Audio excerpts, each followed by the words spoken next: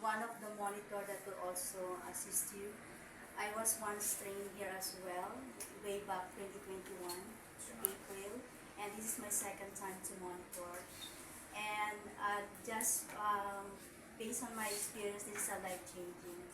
Because after I had this experience and trained last 2021, I was able to be bold to care about people outside because Jesus is coming so soon.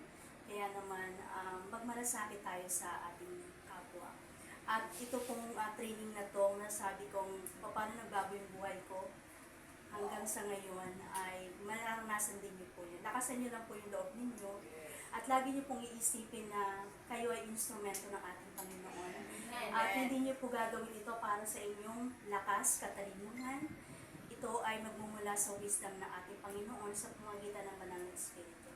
At masasabi ko po sa inyo na magbabago yung mindset ninyo, maging yung puso ninyo kapag natapos yung training na ito. At hindi nyo lang mawibin ang 30 people outside, but more than that, like what had happened last time, na talagang nakapag-win ng mas maraming soul ang mga dumalo po dito. At gaya nga ng sinabi ng ating monitor na si Sister May, meron po talagang isa kami na estudyante na talagang sobrang hindi siya marunong mag-share.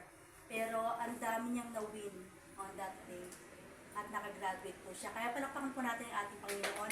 At mag-enjoy lang po tayo na makilala natin isa't isa at ganun din ang training na ito. To God be all the glory po. Floor po. Floor. F-L-E-U-R. So, brief introduction and then later magkakakilala din kayo ulit. And for now, this morning, let's give the highest praise to God. Let's begin with our opening prayer. Thank you, Lord, for everything that you've given to us, Lord. And we ask you to bless us, Lord.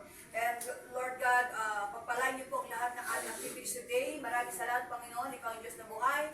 Ikaw, nagtitiwala kami sa pagkasinabi mo sa Mark 11:24. If you are praying, asking God for something, believe that you have received it and it will happen for you.